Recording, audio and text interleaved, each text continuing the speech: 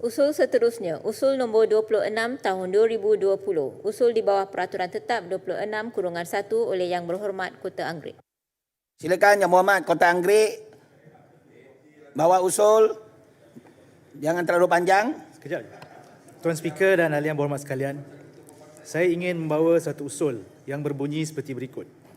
Bahawa Dewan Yang Mulia ini menggesa Kerajaan Negeri Selangor mempertahankan status warta hutan simpan di seluruh negeri agar kawasan-kawasan tadan air dan hutan-hutan simpan di negeri Selangor dikekalkan dan dipelihara dengan baik supaya sumber air di negeri Selangor mencukupi dan tidak terjejas untuk masa akan datang. Tuan Speaker dan ahli yang berhormat sekalian, saya percaya usul yang dibentangkan ini cukup signifikan dan berkait rapat dengan tanggungjawab kita sebagai pemegang mandat rakyat serta kewajipan kita sebagai khalifah yang diamanahkan oleh Tuhan untuk menjaga serta memelihara alam ini, yakni bumi yang kita diami ini. Oleh demikian, pada hari ini saya menjangkakan dukungan penuh dari ahli yang berhormat untuk sama-sama memastikan usul ini disepakati dan dizahirkan sebagai mewakili suara serta tuntutan seluruh rakyat Selangor yang komited dan tegas untuk menjamin kelestarian, kehijauan dan keseimbangan ekosistem di negeri Selangor. Tuan Speaker dan ahli yang berhormat sekalian, dalam Al-Quran menerusi surah Ar-Rum ayat ke-41, Allah Subhanahu Wa Taala telah mengingatkan, dengan izin, telah timbul berbagai kerosakan dan bala bencana di darat dan di laut dengan sebab apa yang telah dilakukan oleh tangan manusia. Timbulnya yang demikian kerana Allah hendak merasakan mereka sebahagian dari balasan perbuatan-perbuatan buruk yang mereka telah lakukan supaya mereka kembali insaf dan bertaubat. Saya percaya setiap agama dan kepercayaan, sama ada Islam, Kristian, Buddha dan Hindu, menuntut para penganutnya agar memelihara hubungan yang seimbang di antara manusia dan alam. Sebagai seorang Muslim, saya sering mengingatkan diri saya akan peranan yang telah dimaktubkan oleh Allah Subhanahu Wa Taala di dalam Al-Quran sebagai Khalifatul fil ard, yakni khalifah atau pemimpin di bumi ini. Istilah ini bolehlah ditafsirkan sebagai wakil Tuhan di atas bumi ini yang dipertanggungjawabkan untuk memakmur, menjaga serta memeliharanya dengan baik. Kepentingan alam sekitar turut dinyatakan di dalam Al-Quran menerusi surah Luqman ayat ke-10 yang bermaksud, dengan izin, Dia menciptakan langit dengan tidak bertiang sebagaimana yang kamu melihatnya, dan Dia mengadakan di bumi gunung ganang yang menetapnya supaya bumi itu tidak menghayun-hayunkan kamu, dan Dia biakkan kepadanya pelbagai jenis binatang, dan kami menurunkan hujan dari langit, lalu kami tumbuhkan di bumi pelbagai jenis tanaman yang memberi banyak manfaat. Tuan Speaker dan ahli yang berhormat sekalian, pada bulan Februari yang lalu, kita semua telah dikejutkan dengan cadangan kerajaan negeri untuk menyahwarta hutan simpan Kuala Langat Utara bagi tujuan projek pembangunan bercampur. Keseluruhan kawasan berkenaan dianggarkan seluas 2,400 ekar. Saya mendapat maklumat daripada pakar-pakar perancang bandar, sekiranya 1,000 ekar sekalipun yang mahu dibangunkan, projek berkenaan boleh memakan masa sehingga 10 hingga 20 tahun dan ia bergantung kepada keadaan pertumbuhan ekonomi dan beberapa faktor lain. Bayangkan, bagi kawasan seluas 2,400 ekar, mungkin memakan masa sehingga 40 hingga ke 50 tahun. Barangkali nilai projek juga berbilion ringgit. Maknanya projek ini bukan kepalang. Bukan sahaja perlu dilihat dari sudut keuntungan ekonomi, namun perlu juga dilihat impak lain yang mungkin timbul. Sekalipun nyahwarta peringkat awal melibatkan keluasan 1,000 ekar sahaja, ia juga sudah cukup besar. Saya tidak pasti apakah saiz keseluruhan kawasan berkenaan sama seperti saiz keseluruhan beberapa penempatan lain, misalnya Subang Jaya, atau mungkin juga lebih besar daripada saiz Setia Alam. Katakanlah saiznya sebesar Subang Jaya. Sehingga kini pun Subang Jaya boleh dikatakan masih belum siap dibangunkan sepenuhnya, meskipun sudah mendapat status bandaraya. Saya percaya kita semua bukan mahu menolak pembangunan. Apa yang dapat kita pelajari daripada kesilapan masa lalu ialah pembangunan perlulah dirancang dengan baik. Kita sudah terlalu banyak kawasan pembangunan baru yang hanya molek di peringkat awal tetapi menjadi berkecamuk kemudiannya. Secara logiknya, kawasan kediaman komersial serba moden seperti yang cuba dibangunkan di Cyberjaya, yakni kawasan yang agak berhampiran dengan hutan simpan yang kita bincangkan ini sekalipun, masih belum dapat dimajukan semaksimalnya. Begitu juga dengan Putrajaya dan kawasan berhampiran. Kesemuanya masih terbuka dan belum begitu padat. Oleh yang demikian, agak tidak munasabah sekiranya kerajaan negeri sekali lagi ingin menyahwartakan sebuah kawasan seluas 1,000 ekar atau lebih bagi tujuan pembangunan bercampur. Seperti mana ayat Al-Quran yang saya sebutkan di atas, saya bimbang kesan jangka panjang akan menjadikan negeri yang kita cintai ini sebagai negeri yang sempang peranang kerana kegagalan kita merancang pembangunan secara komprehensif.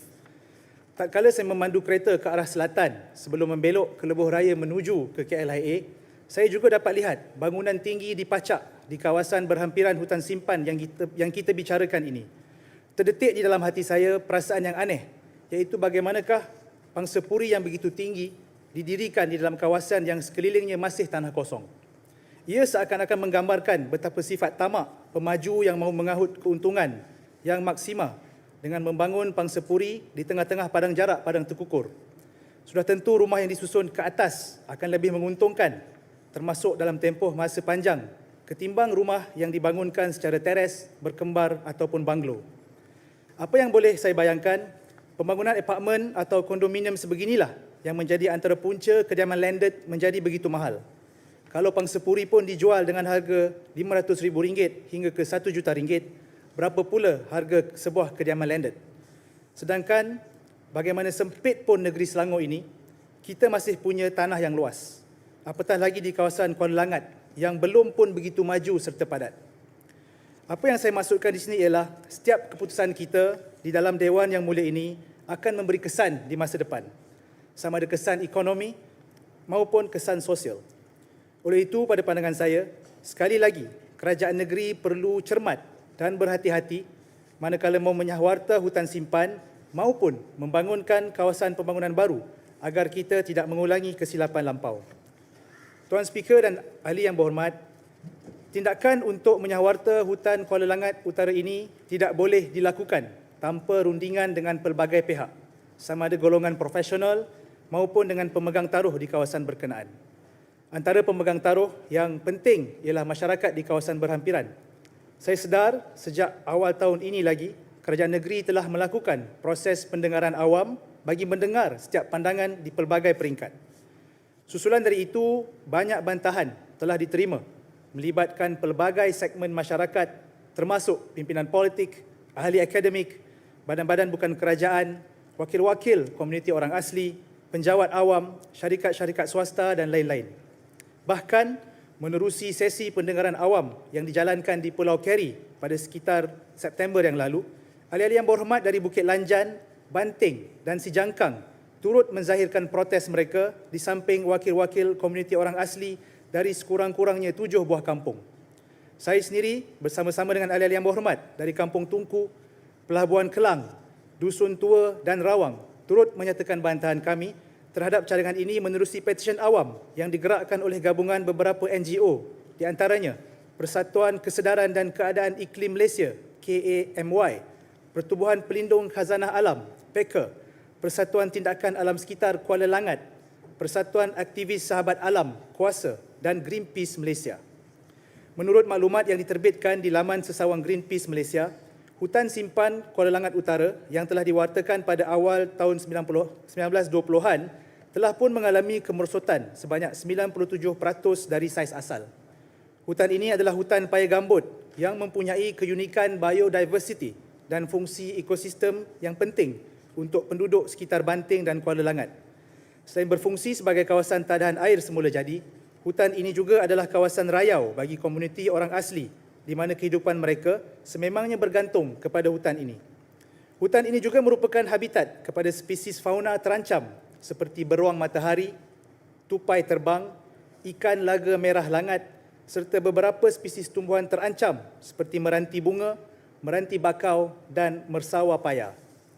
Tuan Speaker dan ahli-ahli yang berhormat, dalam usaha kerajaan negeri untuk menjayakan agenda pembangunan serta membawa kemajuan kepada rakyat Selangor, kita tidak sewajarnya menyisihkan tanggungjawab untuk memastikan keseimbangan ekosistem dan kelestarian alam sekitar terus dipelihara.